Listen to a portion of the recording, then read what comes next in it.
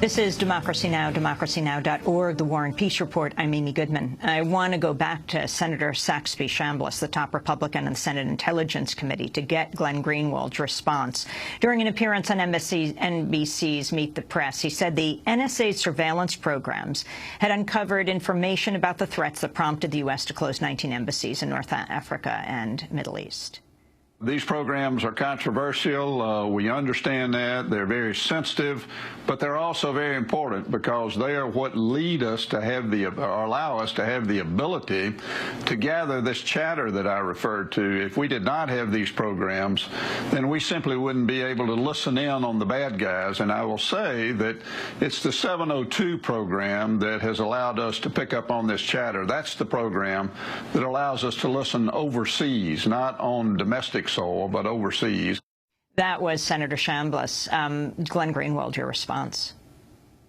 You know, it's so ludicrous. For 8 straight years, literally, Democrats, every time there was a terrorist alert or a terrorist advisory issued by the United States government in the middle of a debate over one of the Bush-Cheney civil liberties abuses, would accuse the United States government and the national security state of exaggerating terrorism threats, of manipulating advisories, of hyping the dangers of Al-Qaeda in order to distract attention away from their abuses and to scare the population into submitting to whatever it is they want to do. And so here we are in the midst of, you know, one of the most intense debates and sustained debates that we've had in a very long time in this country over the dangers of excess surveillance, and suddenly an administration that has spent 2 years claiming that it has decimated Al-Qaeda decides that there is this massive threat that involves the closing of embassies and consulates throughout the world. And within literally a matter of hours, the likes of Saxby Chambliss and Lindsey Graham join with the White House and Democrats in Congress, who, remember, are the leading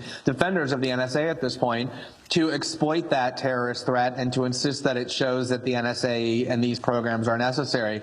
What that has to do with the ongoing controversy about the NSA is completely mystifying. Nobody has ever questioned or disputed that the U.S. government, like all governments around the world, ought to be eavesdropping and monitoring the conversations of people who pose an actual threat to the United States in terms of plotting terrorist attacks. The controversy is over the fact that they are sweeping up billions and billions of emails and telephone calls every single day from people around the world and in the United States who have absolutely nothing to do with terrorism. And if anything, the only thing that controversy, the warning, has to do with the current controversy is that the argument that a lot of analysts have made very persuasively is that when you have an agency that collects everything, it actually becomes harder, not easier, to detect actual terrorist plots and to find the actual terrorists. And if this agency really were devoted, if these surveillance programs were really devoted to finding terrorism, they would be much more directed and discriminating, but they're not. They're indiscriminate and limitless, and that's one of the problems. Glenn Greenwald, you appeared on ABC's This Week on Sunday. After speaking with you, the host, Martha Raddatz, asked House Intelligence Committee member, Democratic Representative Dutch Ruppersberger, to respond to your claim that members of Congress have had difficulty getting details of NSA programs. Let's go to his response. Since this incident occurred with Snowden, we've had 3 different hearings for members of our Democratic caucus and of the Republican caucus, where General Alexander has come with his deputy, Chris English, to ask any questions that people have as it relates to this information. And we will continue to do that, because what we're trying to do now is to get the American public to know more about what's going on, that NSA is following the law, and that we have checks and balances. We have the courts. We have both the Senate and House Intelligence Committee. We have Justice Department. We have checks and balances here to make sure that NSA does not violate the law in what they're doing. And you know, since these 2 programs have come into effect, especially the metadata, there has not been one incident of any member of the NSA breaking any law whatsoever. But we can do better. I have to educate my caucus more, the Democratic caucus, and we're trying to declassify as much as we can. That's Democratic Congressmember Dutch Ruppersberger. Glenn Greenwald, your response. I hope Dutch Ruppersberger takes a much more prominent role in the political debate, because he's basically the embodiment of the rotted soul that has become the Democratic Party. Not only does his district encompass Fort Meade, which is the headquarters of the NSA, which explains in part why he is this stalwart, steadfast NSA loyalist, but he is almost drowning in cash from the defense and intelligence industries. He's the 2nd leading recipient in the entire United States House of Representatives of money from those industries, and he then gets placed on the very committee that the Church Committee created in the mid-1970s to exercise oversight over the agency and the community that basically ensures that his coffers are stuffed full of cash. So of course he becomes the leading spokesperson for that agency and then goes around defending it and saying they've done nothing wrong and they're vital and indispensable to our national security. That's the leading Democrat on that committee. But the thing that he was asked was about, in terms of members of Congress being blocked from information, basic information, isn't my claim. Members of Congress came to me with this grievance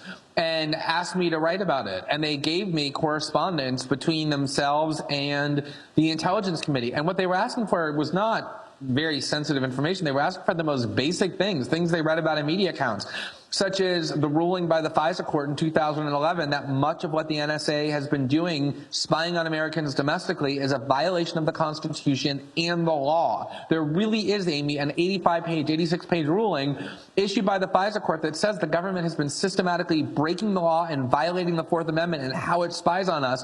And not only can we not see that ruling because it remains a secret at the insistence of the Obama administration, even our elected representatives in Congress who were told are exercising robust oversight are blocked from seeing it. And that's the correspondence that we published that was given to me by various House members. So yeah, they do get meetings with General Alexander where they get to raise their hand and ask questions, and General Alexander says, we're not violating the law, and we are strictly adhering to what our guidelines are. He can say whatever he wants. They want to get the actual documents. That's how you exercise oversight, and they're being denied it about the most basic information about both the NSA and the FISA court. Let me ask you something.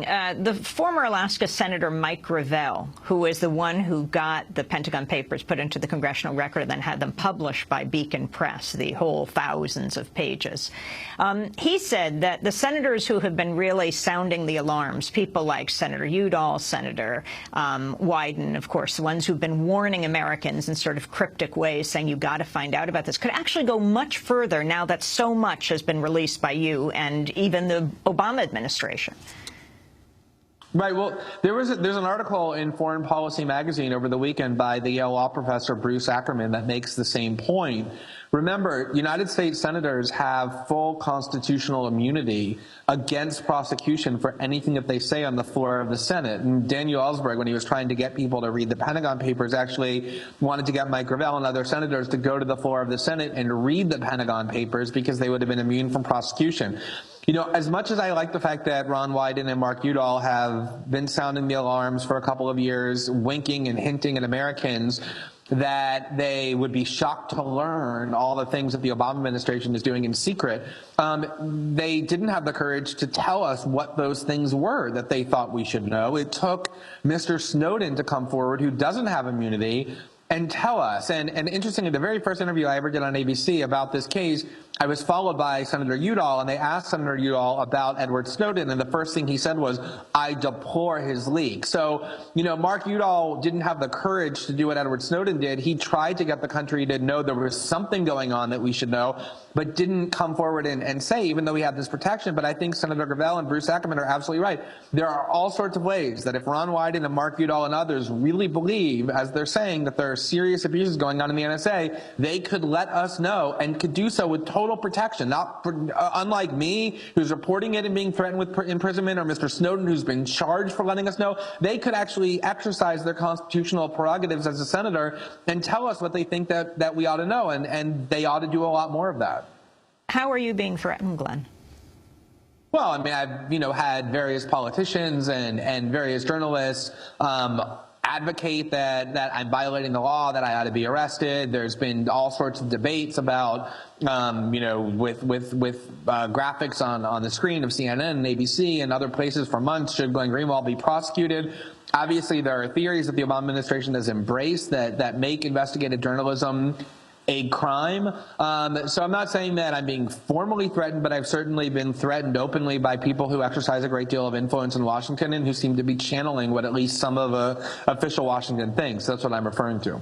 Glenn, you were supposed to testify last week before Congress. That hearing was canceled because President Obama was meeting with Democrats, but instead you released a major piece. And I want to talk about that in a second, but will you be testifying before Congress again? And would you come into the United States to testify? Last week it was going to be by Skype. So the hearing has, I don't know if it's been finalized, but I believe it's been rescheduled for September the 17th or 18th. They definitely intend to reschedule that hearing that was canceled when President Obama suddenly developed a newfound interest in speaking with House Democrats, whom he's traditionally ignored, which caused a cancellation of that hearing. So I believe that it is being rescheduled. Whether I would come and physically appear or appear remotely by video depends on a number of factors, including my schedule, the reporting that I'm doing at the time, as well as what the legal advice is that I get from my lawyers. So we'll see whether or not that hearing takes place with me remotely there or physically there, but I absolutely intend to testify. Well, that hearing last week was canceled, but minutes before the Senate hearing took place on that same day, you revealed details about a secret NSA program called XKeyscore that's allowed analysts to search with no prior authorization through vast databases containing emails, online chats, and the browsing histories of millions of people. One of the top secret documents you obtained described how the XKeyscore program, quote, searches within bodies of emails, web pages, and documents, including the to from CCBCC lines and the contact us pages on websites. Another slide shows how the XKeyscore program allows an analyst to learn the IP addresses of every person who visits any website the analyst specifies. Can you lay out what it is you revealed last week? Well, the best description of that program that we revealed comes from the NSA, which says that it essentially allows an analyst to search and then to acquire nearly everything that a user does on the internet. It's intended to be a comprehensive program.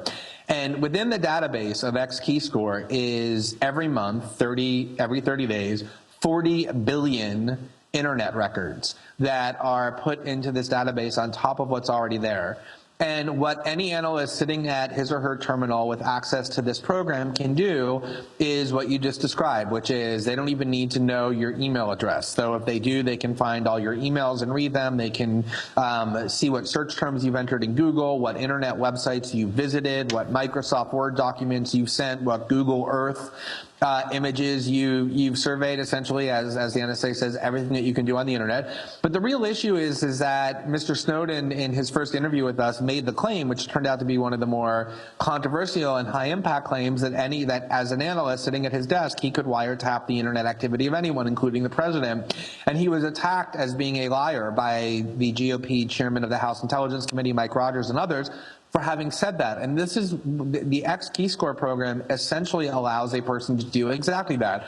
There are legal constraints on what an analyst can do when targeting a U.S. person. They need to go to the rubber stamping FISA court first before they target a U.S. person. But even within the XKeyscore database, there are all sorts of communications that Americans have, both with foreign nationals, which does not require a warrant in order for an analyst to intercept and read, or even U.S. persons to persons. They say, to filter out domestic communications, but as the New York Times' Jim Risen said on a CNN segment that I did with him last week, it's technologically impossible to filter out all of it. Much of even purely domestic communication ends up being put into these databases. And the key issue with it, Amy, is that when you sit at your terminal as an NSA analyst and you want to go and search, you don't need anybody's approval. Nobody looks over your shoulder to see what you're doing. You don't need to justify it to anybody. You just enter what's called justification, 3 or 4 words about why you're doing it, and it then processes it. No court needs to approve it. No supervisor approves it. There's post-search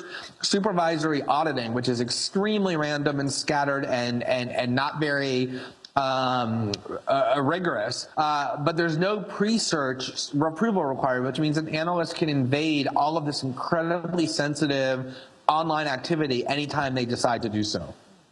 Glenn, I also wanted to ask you about a news story you just tweeted about that was published today by Reuters. The article begins, quote, "A secretive U.S. Drug Enforcement Administration unit is funneling information from intelligence intercepts, wiretaps, informants, and a massive database of telephone records to authorities across the nation to help them launch criminal investigations of Americans. Although these cases rarely involve national security issues, documents reviewed by Reuters show law enforcement agents have been directed to conceal how such investigations truly begin, not only from defense lawyers, but also sometimes from prosecutors and judges. The unit of the DEA that distributes the information is called the Special Operations Division, or SOD. Glenn Greenwald, can you talk more about this? So this should be a huge scandal for the following reason. The essence of the Constitution is that the government cannot obtain evidence or information about you unless it has probable cause to believe that you've engaged in a crime and then goes to a court and gets a warrant, and only then is that evidence usable in a prosecution against you. What this secret agency is doing, according to Reuters, it is circumventing that process by gathering all kinds of information without any court supervision, without any oversight at all, using surveillance technologies and other forms of domestic spying. And then when it gets this information that it believes it can be used in a criminal prosecution, it knows that that information can't be used in a criminal prosecution because it's been acquired outside of the legal and constitutional process.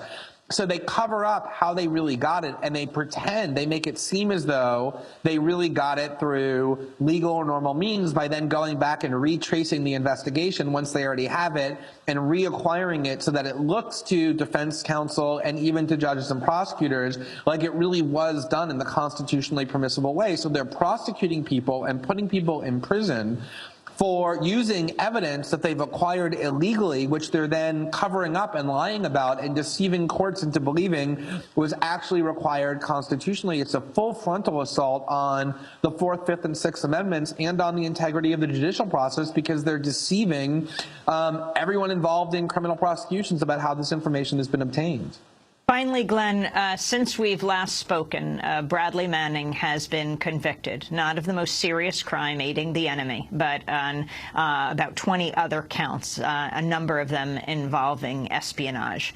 You have written extensively about Bradley Manning. Edward Snowden, and then the whole Edward Snowden story exploded. And to show Edward Snowden understood how seriously he would be treated. You know, it was in the midst, he came out in the midst of, you know, the lead up to the court-martial and the court-martial itself. Can you comment on Bradley Manning's convictions? And Bradley Manning is a national hero who deserves all kinds of medals and national gratitude, not criminal prosecution, let alone decades in prison. He exposed serious war crimes, all kinds of deceit and on the part of not only the United States government, but governments around the world.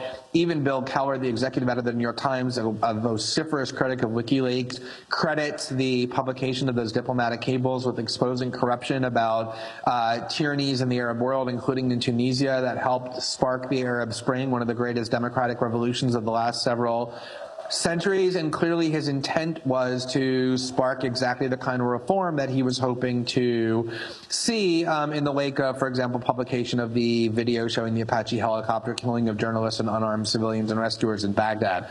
And what this Bradley Manning trial really is about creating and bolstering this climate of fear in the United States where would-be whistleblowers are afraid to come forward and blow the whistle on what they learn is being done by their government that is corrupt and illegal and deceitful, to basically enable the government license to break the law by scaring and intimidating whistleblowers and journalists from reporting on it. And one of the things that has made Mr. Snowden's behavior so powerful, and the reason it has scared the United States government so much, is because it shows that people are willing to defy that climate of fear. And he's in Russia and has sought asylum elsewhere precisely because the U.S., as Daniel Ellsberg said, is no longer a safe place for whistleblowers. But the case of Bradley Manning is a huge national disgrace But I think it will be beneficial in a tragic way in showing what the true character of the United States is with regard to transparency and accountability. Bradley Manning's mother expressed support for her son in her first interview since his arrest more than 3 years ago. Susan Manning lives in Wales and suffers from health problems that makes travel to the U.S. difficult. Speaking to the British Daily Mail, she addressed Bradley directly, saying, quote, "Never give up hope, son. I know I may never see you again, but I know you will be free one day. I pray it is soon. I love you, Bradley, and I always will." Glenn, as we wrap up this discussion, when you released the video of Edward Snowden and you went to Hong Kong and you released story after story about his revelations, and I want to ask if you're going to be releasing more, did you ever expect it would come to this point several months later, 2 months later? You know, honestly, I didn't. I've been writing about surveillance issues for a long time, and for a lot of different reasons, sometimes it's difficult to make these stories resonate, even when you're writing about very severe abuses. I mean, remember, in 2005, the New York Times revealed that the Bush administration was spying on Americans in exactly the way that the law makes a felony. And not only were there no prosecutions from that, but the Democrats and the Republicans in Congress joined together with very little public backlash and essentially passed 2 bills in 2007 and 2008 that legalized that criminal eavesdropping program. And so the concern from the very first moment that I talked to Mr. Snowden, I remember really well the first conversation I had with him, and he was very clear about the fact that he had no fear about anything in terms of what he wanted to do, except for one. And that one fear he said that he had was that he would essentially sacrifice his liberty and his life and unravel his entire existence in order to make these disclosures, and that these disclosures would be met by apathy and indifference on the part of the American public, the U.S. media, and the political class.